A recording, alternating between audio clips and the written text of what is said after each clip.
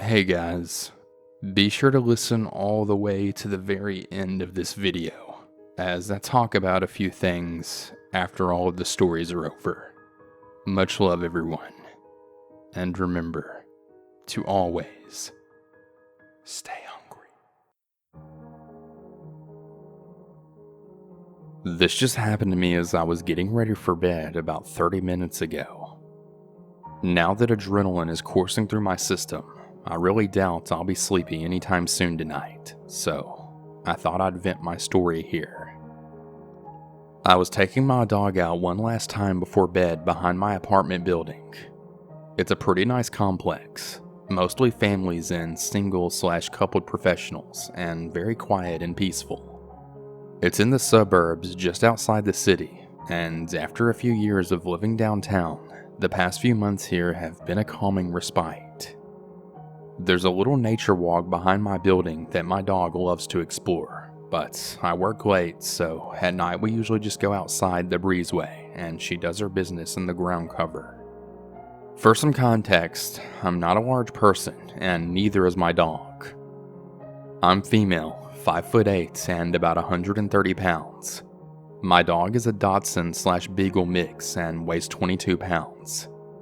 We're not an intimidating looking duo by any means. She's ridiculously cute, friendly, and super unaware of dangerous situations, people, and completely untuned to any type of emotion I may be feeling. It's about 2 a.m., but I've always felt safe here, so I'm relaxed.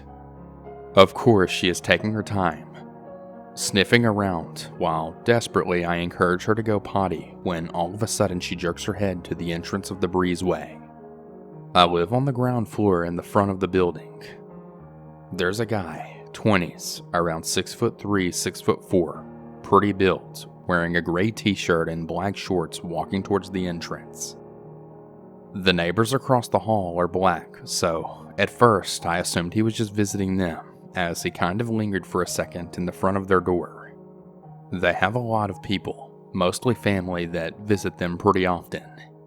Some of them are in their 20s and stop by late.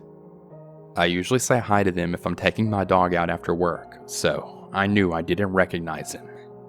But then he kept walking towards me, picking up his pace a bit, and it was then that I noticed he had a gun in his right hand by his side. I was initially distracted because he was nervously twisting a piece of his hair near his scalp with his left hand. The neighbors in the back 2 apartments probably wouldn't be expecting this guy at 2 a.m. brandishing an impressively large and menacing handgun, so that pretty much narrows down his intended target. He's also making direct eye contact with me.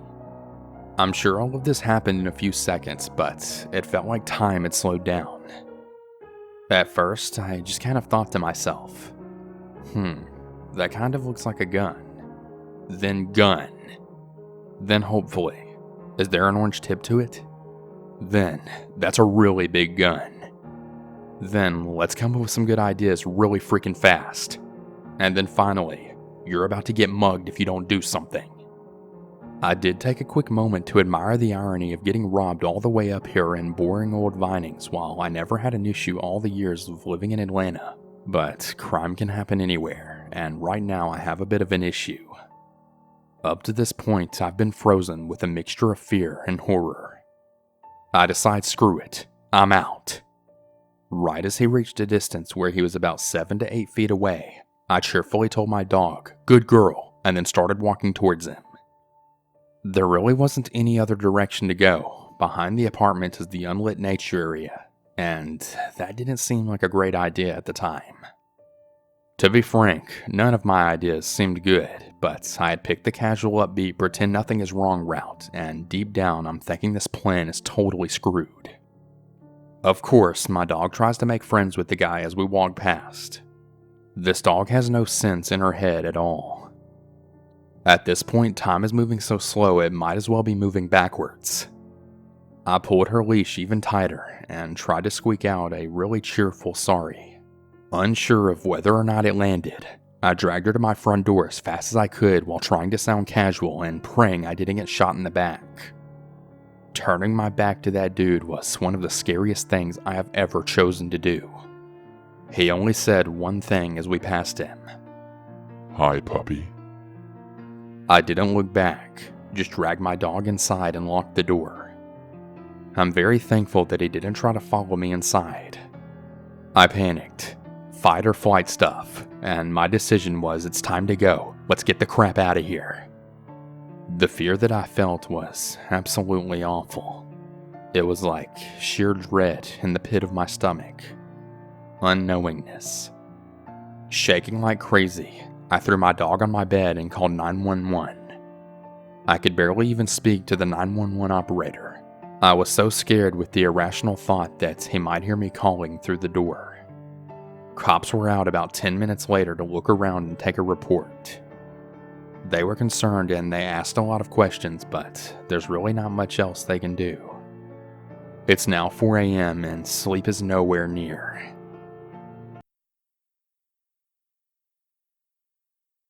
My husband is a military man. We got married during his 2 weeks of leave before tech school and his deployment to South Korea. We had a short engagement, but I made the most out of our forced separation and did all the wedding planning in a matter of 3 months.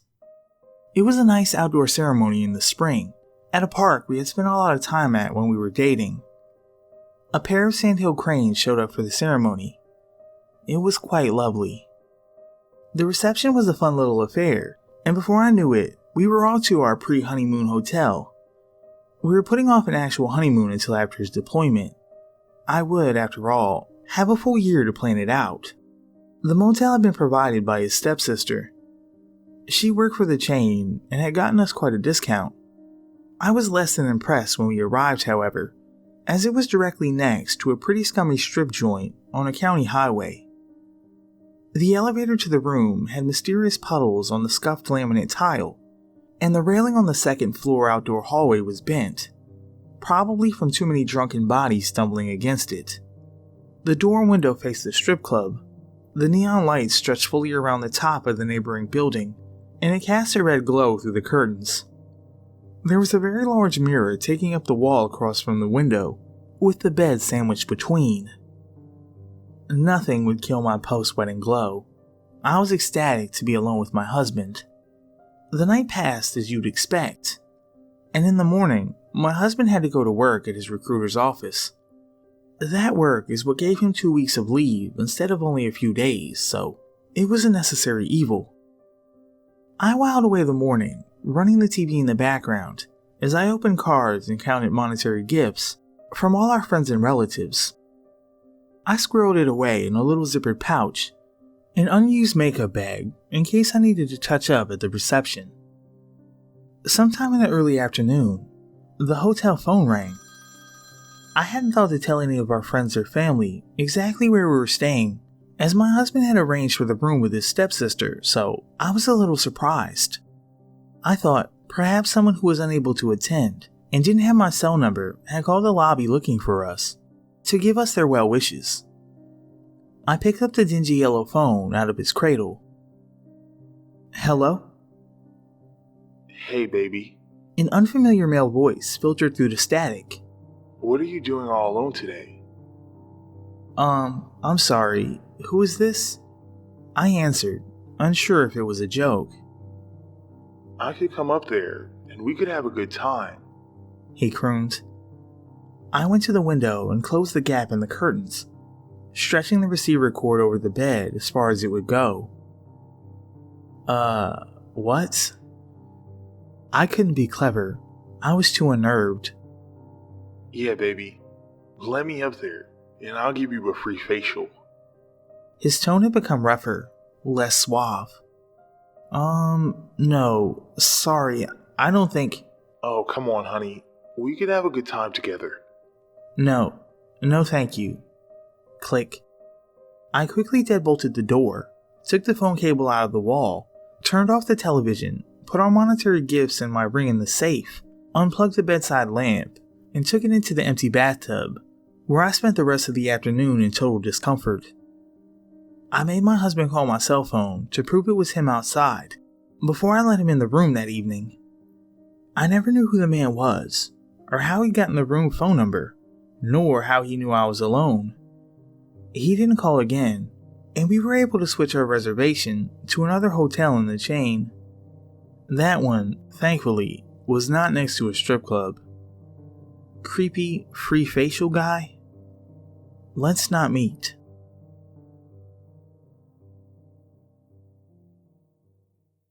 Once, when I was young, around 8 or 10 years old, I was at a family friend's big cookout for the nearing of the end of summer. It was getting dark around the time I was in the backyard with a group of other children my age, playing underneath a big tree. Close by were a line of tall dark hedges, and in front of those was an older guest, presumably monitoring us kids. He was maybe in his 50s, balding and with a clean pastel yellow shirt stretched over a potbelly. He was holding a plastic red cup and watching all of us playing with a good-natured smile. He seemed like a nice enough guy, occasionally laughing at our jokes or trying to engage in what conversation he could with us excitable hoodlums running amok. He really didn't strike me as a creeper or dangerous at that time. At one point, I recall bragging to my friend about a certain, now long forgotten adventure I'd had at a pool or a lake that summer, and I complained about not having gotten to swim anymore after that. The man at the hedges had heard me and remarked in a friendly way that he had a very nice pool, one with a slide, lots of floating toys, a hot tub, and nearly 100 rainbow lights that made it look magical at night. When I said something to the effect of, "That sounds awesome," he told me with a big, genuine smile that he lived not 4 houses down the street and would be happy to turn them all on and show it to me. Now, it did sound kind of lovely, but I was having much too good a time playing with my friends to drop it and go see a pool that I wouldn't have even been able to swim in. But the man had been pretty nice in offering, and I didn't want to be rude and refuse outright. So, with the excuse that it was getting pretty dark, and knowing full well that my mom would never consent to such a silly reason for leaving the party, I told him I'd have to ask my mother, to which he gently insisted that it wouldn't really be necessary since he only lived a little ways down the street. I said, "I really need to ask my mom. She'll get really mad if I left without telling her." So, after obtaining the expected, "No, you're not going to some strange man's house," from the great oppressor, my mom, I returned to the spot where the old man had been, to find that he had mysteriously vanished. After looking around for him for a little bit, I ran into the hostess at a bonfire, near where the tree and hedges had been. I asked her if she had seen her neighbor with the cool swimming pool. She looked at me in polite confusion and said, "Child, I don't have any neighbors with a pool." Last year, my fiance and my mom passed away, one right after the other. After they died, I obviously fell into a really deep depression. Though I really thought I was pulling off the whole "I'm fine" thing, my friends could clearly see through it. A close friend almost demanded that I move in with her and get out of the apartment that I shared with my fiance for 10 years. She wanted me to start fresh, and while I didn't think I was ready to move on, the idea of not living alone was quite appealing. Plus, her apartment is a much nicer neighborhood than the one I was currently living in, so I agreed. Living with her has been fantastic. Our schedules are opposite, me on days and her on nights, so we both get alone time, but we also have at least one day a week off together so we can hang out. Moving has also allowed me to be able to walk to work as it's so close to my job. I honestly thought that would be a godsend. That is, until my 10-minute walk caused a 2-month-long nightmare for me. I decided to sit in the park that's between my apartment and my job one evening after work. As I'm sitting there just minding my business, a man then approached me. I saw his face first.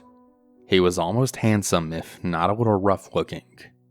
Even though I live in an urban area with high homeless population, it didn't really occur to me this man was anything but some oddly handsome 40-something guy.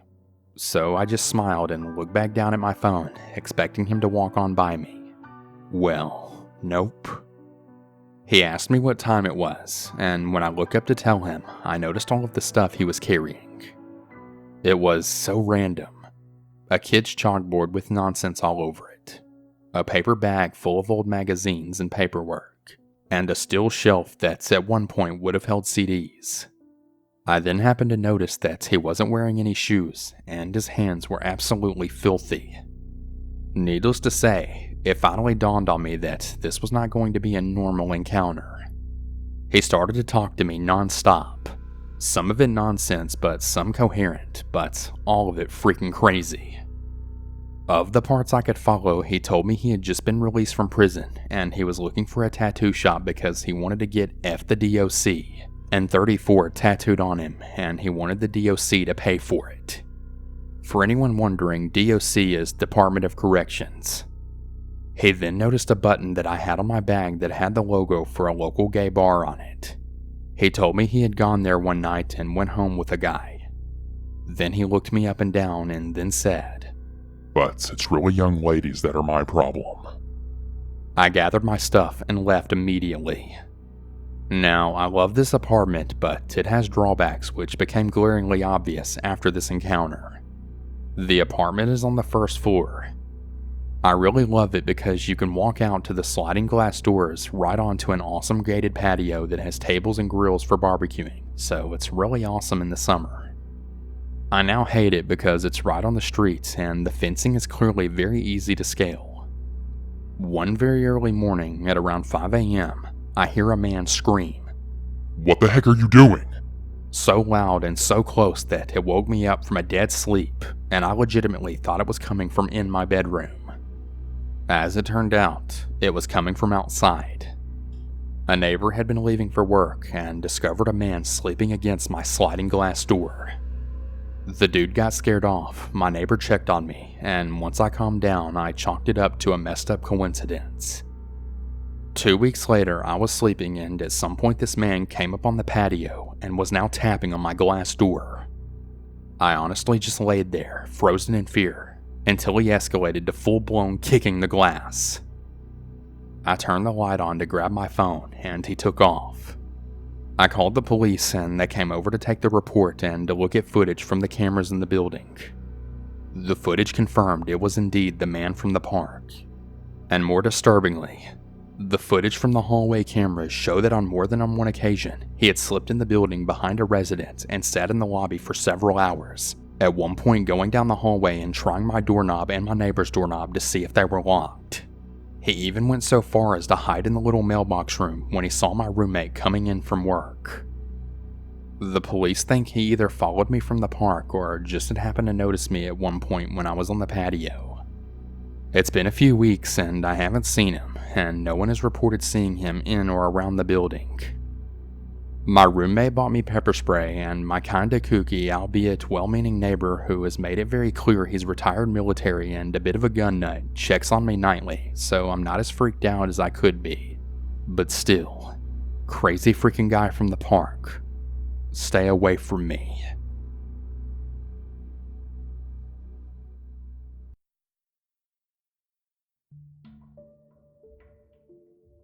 Hey everyone. I'm not sure how many of you are actually gonna listen all the way to the end, but I just had a few things to talk about. I know that I have not been uploading as consistently as I need to be, even after announcing that I would be uploading more and putting out more content. The truth is, I've just been dealing with a lot lately. I can't really talk about everything, in detail, but I have just been through a lot, since summertime up until now. Just a lot has happened, basically. There's things affecting me in terms of health-wise, I guess. I've had back pain, I've been, sick a few times, and then there's things affecting me mentally. I'm definitely doing a lot better than I have been, that's for sure. But that's a lot of the reason why I have not been making videos so consistently. I've just been through a lot the past few months or so. And, you know, I'm definitely trying to work towards, you know, bettering things and whatnot in my life. But yeah, I feel like I really absolutely did not give you guys really anything besides tell you that I've just been going through a lot. But yeah, that's pretty much it. I've just been through a lot, you know, mentally or emotionally, whatever you want to call it. And then as well as physically, sometimes not always feeling that great. And it's hard because whenever I make a video, I want to, I guess, put positive energy into it. I don't want to sit down and record and put a video out when I'm not feeling well. I feel like if I don't give my all in the videos, I feel like you guys could see that. It'll reflect on my videos, and I don't want to do that. I don't know if that makes any sense, but that's how I feel anyways. But yeah, I know I don't really live stream as much anymore either. That is something I do want to do again eventually. I don't know when, but I will do a live stream in the near future. Maybe around Halloween or something. You know, I usually have a script whenever I talk in the videos. I usually have a script, but all of this is just me. You know, I'm pretty much going with the flow and just explaining everything, you know, as I go. But yeah, I would like to do a live stream in the near future and maybe then talk more about stuff, you know, depending on if I feel like doing that or not. I'm trying to like explain things, but at the same time not be too open. And I know not making videos, I know my channel is going to suffer from it. You know, me not making videos as frequently as I was or as I should be. You know, I know that every time I take a break from making videos, less people watch and tune in. And, you know, I have less people watching my videos, like the views go down. And I try not to focus on the numbers so much. I know a lot of people are going to say, like, don't focus on the numbers. It's not that I focus on the numbers. It's just that it's, you know, getting views on the channel. It is a big part of having a channel. You know, you want to have people watch your content. But like I said, when I'm going through stuff, when I'm not feeling well, I just can't put videos out. You know, I can't bring myself to do it when I'm going through so much crap in my life. But that being said, I am starting to feel better and things are getting better for me. And I do want to try and start uploading a little more consistently back to where I was before. It might be like a slow, like, you know, progress where, you know, I upload 1 or 2 videos a week and then build up and upload more and more and more. But it's still progress, you know. But yeah. I'm really sorry, guys, if I've let any of you guys down with not uploading as much as you'd like. So sorry about that. And also, something else I need to clarify. The first story, I don't really have any idea why, but the first story in this video that I narrated, it specified somebody's color, like their ethnicity. And I have no idea why they did that in the story. And I don't want anyone to freak out on me and, I don't know, like just freak out over that. So I just wanted to make sure that everyone knows that was whoever wrote that story, they were the ones who did that. It wasn't me. I just narrated it. But I did think that was kind of an odd part of the story that didn't really make any sense to me. But yeah, all that being said, you know, thank you guys for supporting this channel and supporting me. I really appreciate it more than you guys know. So thank you so much. And a huge shout out to my really good friend, Goodnite Goosebumps, for helping me out in this video. I really appreciate you, man. And if you haven't checked out his channel already, Go ahead and check it out now and be sure to subscribe. And of course, before I bring this video to a close, I absolutely have to shout out all of my incredible patrons.